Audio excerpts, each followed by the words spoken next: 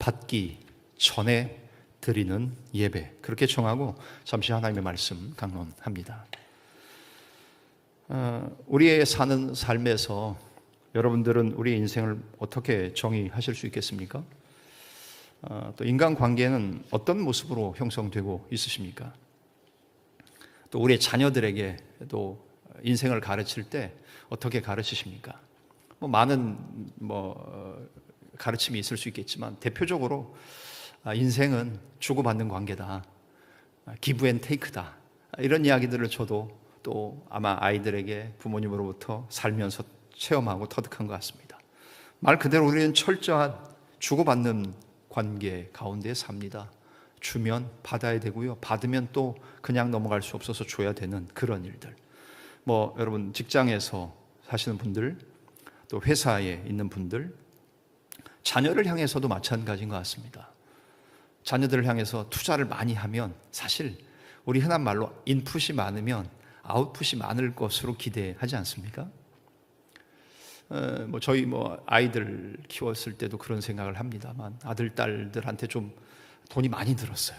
사실은 일반적으로도 많이 그러실 수 있지만 자사고, 아들은 자사고 딸은 외고에 보내면서 고등학교 때부터 거의 대학 등록금을 낼 정도로 좀 많이 들어갔습니다. 유튜브 설교를 가끔씩 저희 아들, 딸이 들어와서 보기 때문에, 설교를 듣기 때문에 더 이상의 이야기는 개인적으로 부르시면 답해 드릴 수 있습니다만 더 이상 많은 얘기는 할 수 없습니다. 인풋에 대해서 아웃풋을 기대하는 부모의 심리, give and take, 줬으면 받아야 된다는 것이 어떻게 보면 모든 인생들이 가지고 있는 삶의 원리라고 생각합니다. 그런데 혹시 우리의 신앙생활도 그렇게 생각하시는 것은 아닙니까?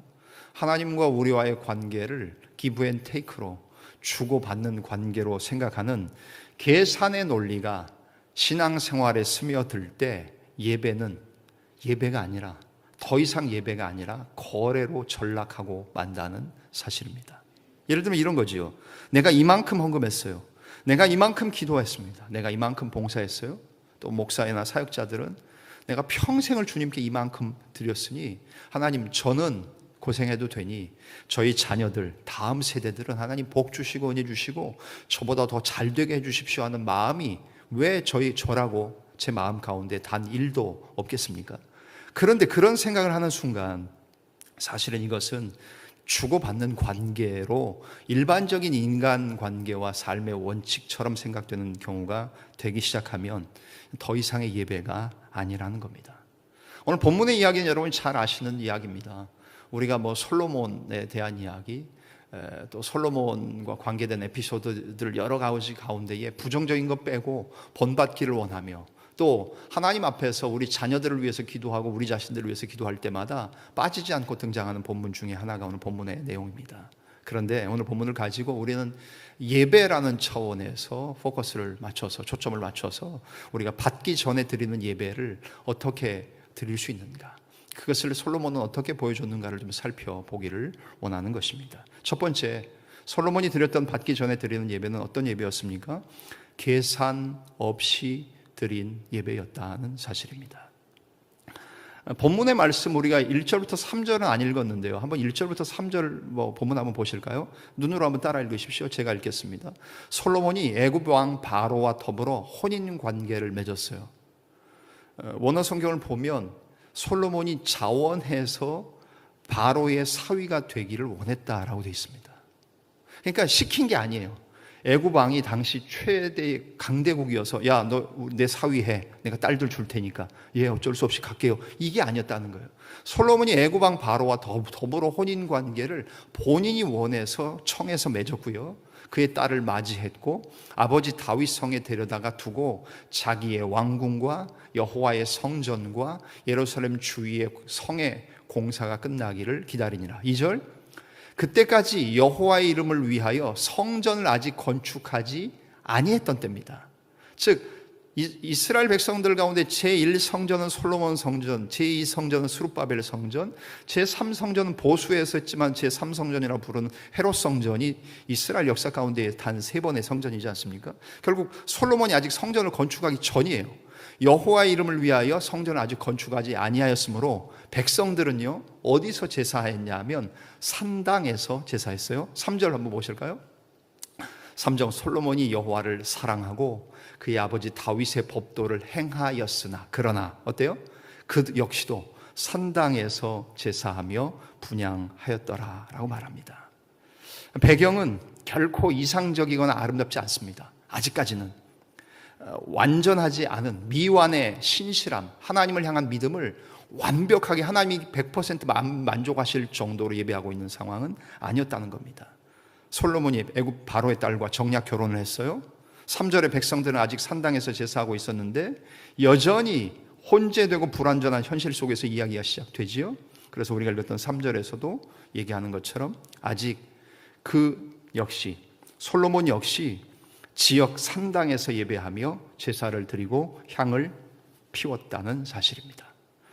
구약 신명기 12장 2절 말씀에 보면 택하신 예배 처소에서만 예배할 것을 하나님 명하세요.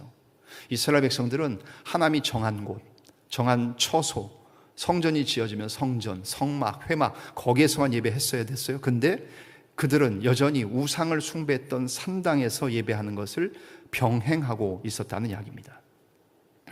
신명기 12장 2절 제가 빨리 읽을게요. 그들의 신들을 섬기는 곳은 높은 산이든지 작은 산이든지 푸른 나무 아래 든지를 막론하고 그 모든 곳을 너희가 마땅히 파멸하며 라고 주님 말씀하세요. 그 우상을 숭배하는 모든 것들은 다 깨부수라고 말씀하세요. 근데 여전히 백성들은 그곳에서 하나님을 예배했다는 겁니다. 푸른 나무 아래라는 표현은 구약 성경 가운데 여러분들이 성경 읽으실 때에 거의 관용적인 표현입니다. 푸른 나무 아래라는 것은 잎이 무성한 상수리 나무를 가리키는데 가나안 종교의 부정한 의식이 이 나무 아래에서 행해졌어요. 그래서 이스라엘 사람들은 푸른 나무 아래 이 말을 우리 이전에 이 땅의 원주민이었던 가나안 백성들이 여기서 음란하게 제사하고 자기들의 신께 그렇게 행위했던 그곳이구나 이렇게 알았어요. 근데 이스라엘 백성들이 여전히 그곳에서 예배했다는 사실입니다. 참으로 안타깝지요. 그런 상황이었지만 솔로몬은 그 상황 가운데서도 우리가 교훈이 될 만한 일들을 감당하지요. 무엇입니까? 그는 하나님 앞에 4절의 말씀을 한번 읽어볼까요? 4절 같이 한번 읽겠습니다. 시작. 이에 왕이 제사하러 기브온으로 가니 거기는 산당이 큼이라 솔로몬이 그 제단에 1천 번제를 드렸더니 4절 보세요. 왕 역시도 백성들하고 똑같이 푸른 나무 아래 우상 숭배했던 산당에서 예배할 수밖에 없는 뭔가 아직까지 정립되지 않은 그런 상황이었어요. 근데 산당이 컸어요. 근데 솔로몬이 어때요? 그 제단에 1천 번제를 드렸다고 말합니다. 여기서 1천 번제의 띄어쓰기를 보십니까? 1천과 번제로 돼 있어요. 근데 우리는 이 띄어쓰기를 한국 교회는 잘못 이해해서 1,000번제로 생각합니다. 그래서 1번부터 좋은 전통일 수 있습니다. 1번부터 1000번까지 헌금하시는 분들 한국 교회에 굉장히 많았습니다. 그래서 그걸 1,000번제라고 생각하셨어요. 근데 띄어쓰기의 문제예요. 1,000번제예요. 1000번의 제사가 아니라 1000번을 드리는 번제라는 말씀이지요. 그래서 좋은 의도이긴 합니다. 100번도 쉽지 않죠. 여러분 헌금 100번 꾸준히 1번부터 한번 해보셨습니까? 저도 안 해봤어요. 1000번 해보셨습니까? 우리 가운데 이렇게 헌금하시는 분들, 이렇게 번호 매겨서 하시는 분들 계십니다. 새벽기도 몇 번 하고 있습니다. 이렇게 좋은 의도예요. 그런데 여러분이 알고 하셔야 된다는 거지요. 정확한 의미는 뭡니까? 1000마리의 제사를 번제로 드리는 일이었다는 겁니다. 1000마리의 짐승을 번제로 드리는 일. 이 번제라는 단어를 히브리어로 보면 우리가 쉽게 참 하나님의 기억을 쉽게 하게 하셨어요. 번제란 말, 올라라는 말이에요. 올라. 근데 우리는 어떻게 번역해요? 올라가는 것. 이렇게 쉬고 오늘 히브리 하나 외우고 가셔요, 여러분. 올라가 뭐예요? 번제예요. 올라가는 것. 그래서 하나님께 드리는 번제는 화목제사는 제사 드리고 나서요, 제사장의 목도 떼고요, 백성들의 목도 떼고 이웃과 나눌 것도 떼고 다 나눠서 먹습니다만 번제는 어떻게 해요? 100%다 태워서 오직 하나님께만 드리는 제사, 100% 하나님만 받으시는 제사가 번제이지요. 그것이 히브리어로 올라라는 단어입니다. 이 헌신의 중요한 내용을 솔로몬은 알았어요. 그래서 하나님 앞에 그가 뭐합니까? 하나님 앞에 1,000마리의 소를 잡아 하나님께 번제로 다 드립니다. 인간이 취할 수 있는 것, 제사장이 취할 수 있는 것 하나도 없이 다 하나님께 올려 드립니다. 그 제사를 드렸어요. 그런데 솔로몬이 제사를 드린 이 헌신의 시점이 중요하지요. 이 제사를 드렸던 헌신의 시점은 보시는 슬라이드도 나오는 것처럼 1000마리의 번제를 드렸어요, 제물로. 그런데 여러분 5절에 하나님의 약속과 응답은 그 뒤에 나온다는 사실이에요. 그 사이에는 하나님이 아무 약속도 확답도 하지 않으셨어요. 말씀도 하지 않으셨어요. 결국 밑에 나온 슬라이드 보이십니까? 솔로몬의 예배는 대가를 확인한 후에 드리는 감사가 아니었다는 거예요. 확인되지 않은 상태에서의 하나님을 절대적으로 신뢰하고 하나님을 절대적으로 믿었던, 아무런 기대와 대가를 기대하지 않았던 하나님 앞에 드리는 것으로만 만족했던 제사, 즉 예배였다는 사실입니다. 여러분, 우리 삶은 어떠신가 한번 보십니까? 여러분들은 하나님께 어떻게 예배하십니까? 또 여러분들 하나님께 어떻게 헌금하고 계십니까?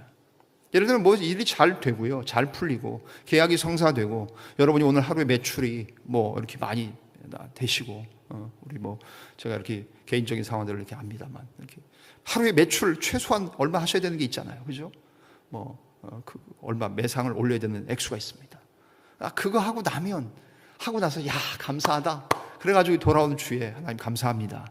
이렇게 하는 경우가 우리가 일상적인 다반사입니다. 그런데 솔로몬의 예배는 그러지 않았다는 거지요. 하나님 앞에서 그는 받기 전에 드리는 예배는 첫 번째, 계산 없이 드린 예배였고요, 계산하지 않은 예배였다는 사실입니다. 여러분, 오늘 우리가 하나님 앞에 예배하는 건 하나님 그렇게 예배하기를 기대하십니다. 무엇을 계산하고 무엇을 받을 것을 생각해서 드리는 예배가 아니어야 된다는 거지요. 그것은 주고받는 관계면 기브 앤 테이크는 하나님이 말씀하시는 것은 거래의 관계지 하나님과 우리와의 생명의 관계는 아니라는 거예요. 여러분, 우리의 예배는 어떻습니까? 오늘 저와 여러분이 드리는 예배는 하나님 앞에서 무엇 하나 받기 전에 기브온에서 1000마리의 번제물로 제사를, 희생 번제를 드렸던 솔로몬처럼 아무 약속도 아무 확답도 없는 상태에서 드리는 예배가 우리가 드리는 예배 맞습니까? 우리의 예배와 헌신이 어떠하냐는 말입니다. 이 정도 드렸으니 이 정도는 받아야지. 여러분, 사실 인간관계에서도 우리가 그런 얘기 많이 하지 않습니까?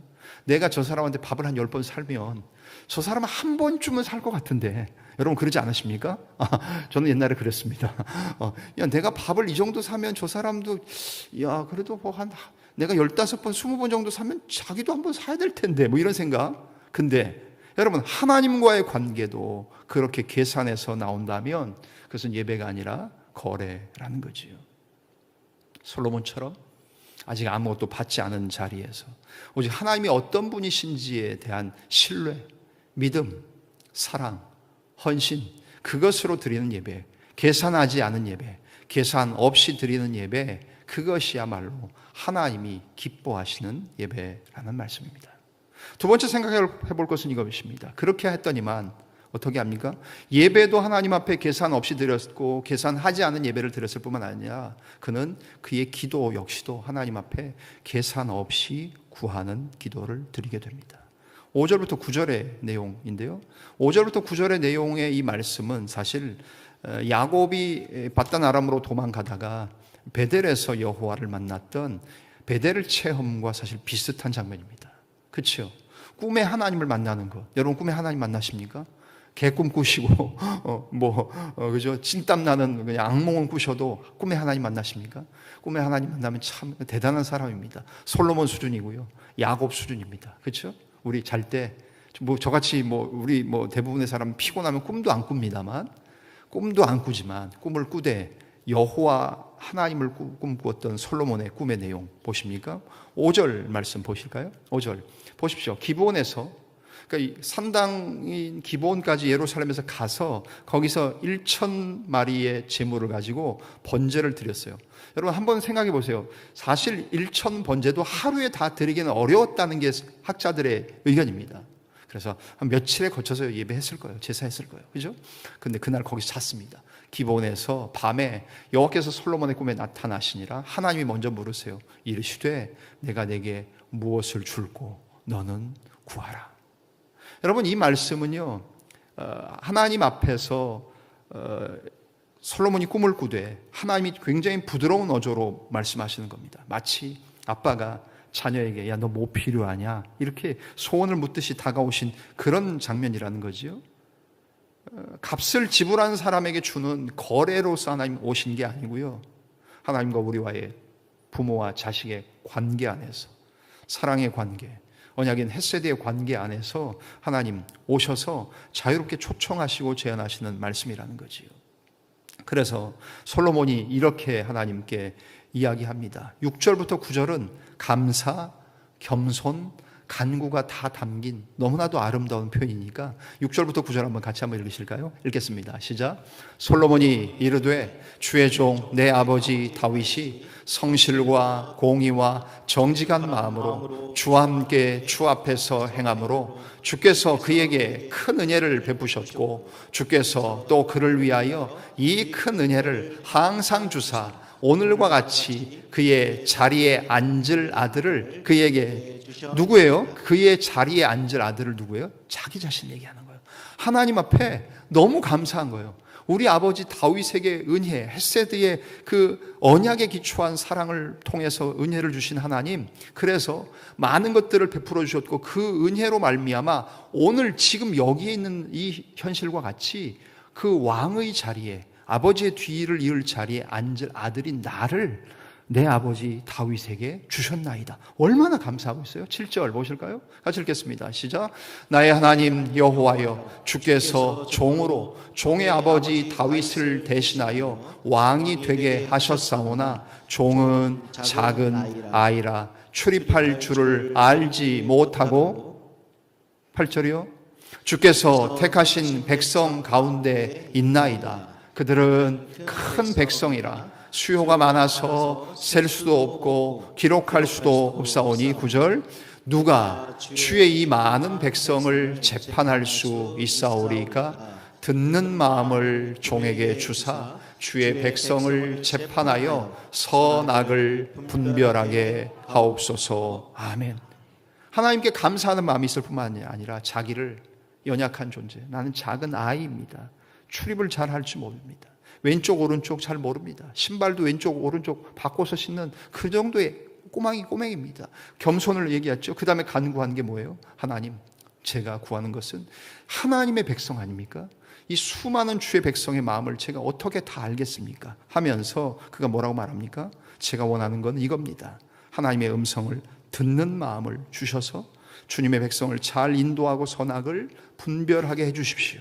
주님의 영화로운 백성을 어느 누가 자기 힘으로 다스릴 수 있겠습니까? 라고 말하며 그는 무엇을 말합니까? 듣는 마음을 구합니다. 하나님 앞에서 장수와 부귀와 원수의 생명을 제거해 달라는 것, 그것을 구한 것이 아니라 하나님과의 관계에서 구하되 듣는 마음을 구하지요. 우리는 일반적으로 솔로몬의 지혜를 달라고 했던 본문이라고 말하지만 사실은 지혜로운 마음, 분별하는 마음이라기보다는 원어적인 표현이 뭡니까? 듣는 마음입니다. 레브란 말은 심장, 가슴, 마음이란 뜻이에요. 그 다음에 다음 나오는 쇼메아라는 데는 셔마이, 듣다라는 명령어의 명사형이죠. 듣는 마음입니다. 하나님의 마음을, 말씀을 듣는 것, 하나님 마음을 아는 것뿐만 아니라 듣는 마음, 들을 줄 아는 마음, 경청하는 마음, 그리고 백성들의 마음을 들을 수 있는 마음도 달라고 얘기합니다. 여기서 우리가 얻게 되는 교훈은 뭡니까? 지혜의 참된 의미는 뭡니까? 지혜의 참된 의미는, 세상의 지혜는 정보를 축적하고 정답을 계산해내는 능력이라고 한다면, 성경에서 말하는 솔로몬이 구한 듣는 마음은 뭡니까? 그 지혜는 뭡니까? 진심으로 귀 기울여 듣는 경청의 태도가 결국 지혜예요. 여러분, 우리의 자녀들, 여러분들, 우리 사랑하는 사람들에게 하나님 저분을 지혜롭게 해주십시오 라고 하는 것은 다른 사람들 이야기 듣지 않고 자기 마음대로 독불장군처럼 그냥 고집 부리고 사는 것이 아니라 오히려 하나님 들을 수 있는 마음, 겸손한 마음. 그래서 밑에 적용 나왔던 것처럼 자녀 양육할 때, 일터에서 사람을 상대할 때 우리는 통제할 수 있는 결과를 구합니까? 아니면 듣는 마음을 구합니까? 내가 뭘 할 수 있는 것을 구하는 게 아니라 하나님의 음성을 듣는 것, 다른 사람들의 마음을 읽어내는 것, 그것을 저에게 허락해 달라고 솔로몬은 계산 없이 드리는 예배, 계산하지 않은 예배를 드렸을 뿐만 아니라 그의 기도의 내용을 보면 감사, 겸손, 간구가 담겨 있어요. 여러분, 사실 우리의 예배 가운데 필요한 건 저는 이런 거라고 생각합니다. 우리의 예배 가운데에, 우리의 기도 가운데에 계산 없이 구하는 기도. 하나님 감사합니다. 자기 자신을 부족하다고 얘기하고 늘 겸손을 하게 내려놓는 기도. 그 다음에 구하는 거죠. 간구하는 거지요. 솔로몬이 했던 것처럼 감사, 겸손, 간구. 그 기도가 바로 계산 없이 구한 솔로몬의 기도였다는 거지요. 여기 이 지혜는 정말 하나님의 백성들을 잘 다스리기 위해 하나님의 음성을 듣고 싶었고 백성들의 음성을 듣고 싶었던 것 아닙니까? 이 지혜는, 다스리는 지혜는 결국 에덴 동산에서 하나님이 아담에게 주셨던 지혜잖아요. 근데 아담이 범죄함으로 말미암아 그 지혜를 잃어버리지요. 그러고 나서는 아담 이후에 온 모든 인류는 다 모든 그것들을 다 잃어버립니다. 물론 다윗 때에, 솔로몬 때에 와서 그 지혜를 구하지요. 그리고 결정적으로 신약에 와서는 우리 예수 그리스도가 지혜의 근본이자 완성이신 그리스도이신 예수 그리스도가 온 지혜의 총체이시고 완성이라는 거지요. 그것을 우리는 생각할 수 있다는 말씀입니다. 우리도 마찬가지입니다. 하나님, 예수님의 지혜를 본받아 솔로몬이 구했던 것처럼 듣는 마음을 주시고 하나님의 음성을 듣는 마음, 하나님의 마음을 읽어 헤아려내는 마음, 그 듣는 마음을 주시고 우리 주변에 있는 지체들, 사랑하는 사람들의 이야기를 들을 수 있는 지혜를 허락해 달라고 우리도 솔로몬처럼 계산 없이 구하는 기도가 필요하다는 말씀입니다. 이렇게 하자 하나님께서 어떻게 하십니까? 오늘 마지막 결론은 이겁니다. 하나님이 계산을 뛰어넘는 응답을 솔로몬에게 허락하셨다는 겁니다. 여러분, 계산 없이 예배를 드립니다. 계산하지 않고 예배를 드립니다. 그의 기도 역시도 하나님 앞에 계산 없이 구했습니다. 이거 저거 달라고 한 게 아니라 하나님 마음에 합한 것, 주님의 마음을 읽어내는 것, 백성들을 목소리를 듣는 것, 그거 주십시오라고 구하자 응답이 어떤 응답이었다고요? 솔로몬이 계산할 수 없었던 계산을 뛰어넘는 하나님의 응답을 받게 되지요. 10절 말씀 보십니까? 10절에 이 말씀 보십시오. 같이 읽겠습니다. 시작. 솔로몬이 이것을 구하매 그 말씀이 주의 마음에 든지라. 아멘. 여러분, 이 표현 아십니까? 사람의 마음에 쏙 든다. 여러분, 하나님 마음에 솔로몬의 기도가 쏙 들었어요. 정말 하나님이 흠뻑 빠지셨습니다. 솔로몬이 이것을 구하며 그 말씀이 주님의 마음에 딱 맞았어요. 정말 하나님이, 우리 옛날 표현은 뭐 뿅 간다 그럽니까? 하나님께 그런 표현을 쓰면 참 신성모독 같지만 하나님이 뿅 가셨어요.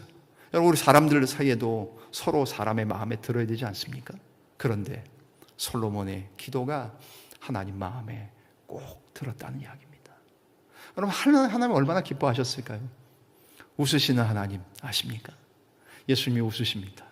하나님이 웃으십니다. 저와 여러분들 때문에 웃으십니다. 웃을 일 많이 만들어 드려야 되지 않겠습니까? 그런데 그 솔로몬의 기도가, 솔로몬의 예배가 계산을 뛰어넘는 하나님의 응답을 받게 되는 것은 하나님 마음에 흡족하셨기 때문입니다. 여기서 우리가 생각해 볼 것은 이거지요. 응답 받게 되는 것은 응답은 번영의 공식이 아닙니다. 보십시오. 동그란 달걀 같기도 하잖아요. 하나님과의 신뢰 관계에서 지혜와 순종으로 하나님을 우리 섬깁니다. 그랬더니만 구하지 않았던 부와 귀와 영광과 원수의 목숨까지도 하나님께서 다 주셔요. 부귀와 영광은 예배의 목적이나 우리의 헌신의 보증수표가 아니라는 거예요. 오직 하나님과 우리가 신뢰하는 관계 안에서 하나님이 은혜로 더해주시는 덤이라는 거예요. 여러분, 우리가 원래 구해야 될 것은 하나님의 듣는 마음만 구하면 돼요. 하나님을 기쁘시게 하는 마음만 구하면 돼요. 그러면 하나님께서는 우리가 구하지 아니하는 부와 귀, 수를 주시고 우리의 원수들의 목숨까지도 하나님이 솔로몬에게 허락하셨던 것처럼 나머지는 하나님이 덤으로 주시지요. 마태복음 6장 33절이 대표적인 말씀 아닙니까? 너희는 먼저 그의 나라와 그의 의를 구하라. 그리하면 이 모든 것은 뭡니까? 먹을 것, 입을 것, 살 집, 나머지 모든 것은 이 모든 것들을 너희에게 더하시리라. 덤으로 주시겠다는 약속은 솔로몬에게 뿐만 아니라 마태를 통해서 예수님이 하셨던 말씀도 동일한 내용 아닙니까? 여러분, 우리의 인생이 어떻게 살아야 될지는 분명합니다. 구약의 하나님의 말씀이나 신약의 말씀이나 다른 이야기 하지 않습니다. 동일한 이야기, 똑같은 이야기를 하고 하나님의 사람들은 동일한 모습으로 믿음을 살아내게 됩니다. 그러자 14절, 15절과 같은 하나님의 말씀을 우리가 읽고 말씀 갈무리할까 합니다. 14절, 15절 보실까요? 같이 읽겠습니다. 시작. 내가 만일 내 아버지 다윗이 행함같이 내 길로 행하며 내 법도와 명령을 지키면 내가 또 내 날을 길게 하리라. 솔로몬이 깨어보니 꿈이더라. 이에 예루살렘에 이르러 여호와의 언약궤 앞에 서서 번제와 감사의 제물을 드리고 모든 신하들을 위하여 잔치하였더라. 아멘. 이런 도표를 만들 수 있겠죠. 은혜가 선순환됩니다. 솔로몬이 하나님 앞에 기본에서 계산 없이 예배드렸어요. 계산하지 않고 예배드렸어요. 그의 기도 역시도 계산하지 않은 기도를 하나님께 올려드렸어요. 그러자 하나님이 꿈을 통해서 지혜와 은혜의 응답을 주시고 그가 구하지 아니한 것들까지 보너스로 선물로 주십니다. 그리고 그가 예루살렘에 돌아왔어요. 예루살렘에 돌아와서도 신하들과 잔치하고, 아니 먼저 번제와 화목 제사를 드린 다음에 그 모든 것들을 은혜로 백성들과 신하들과 나누었다는 겁니다. 예배로 시작했던 삶은, 그의 삶은 기브온에서 제사 1,000마리의 번제물로 번제했던 그의 삶은 예루살렘에 와서도 번제와 화목제로 하나님 앞에 예배로 마감했고, 그 풍성함은 주변의 사람들과 함께 잘 나누었다는 사실입니다. 오늘 말씀을 다시 한번 정리합니다. 오늘 하나님 앞에 저와 여러분이 드리는 예배, 받기 전에 드리는 예배 맞습니까? 계산 없이 드린 예배, 계산하지 않은 예배를 솔로몬이 드렸습니다. 그의 기도도 이거저거 구할 수 있는 거 다 구한 것이 아니라 하나님 마음에 합한 것을 구하는, 계산 없이 구한 기도를 올려드리자 계산을 뛰어넘는 응답을 하나님 허락하셨습니다. 우리도 하나님 앞에 거래하는 신앙이 아니라 예배하는 신앙으로 살고 있지 않습니까? 아무것도 확인되지 않은 자리에서 기도하고 헌신하고 예배하는 겁니다. 그래서 우리가 구해야 될 것은 의식주와 필요한 것들 물론 구해야 되지만 먼저 구해야 될 것은 하나님의 뜻을 듣는 마음, 하나님의 마음을 아는 마음, 그 마음을 달라고 기도하면 그 결과는 어떻습니까?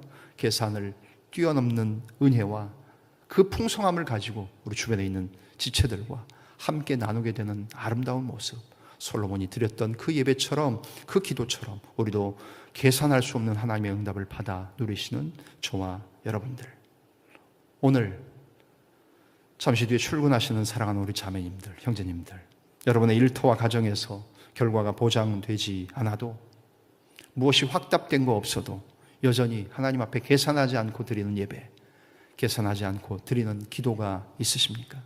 먼저 주님을 신뢰하는 믿음으로 예배하는 예배자로 서시는 저와 여러분들 될 때 하나님 앞에 받기 전에 먼저 드리는 예배를 일평생 동안 드리시는 사랑하는 우리 두드림의 모든 자매와 형제들 다 되어질 수 있으시기를 주님의 이름으로 간절히 축원합니다.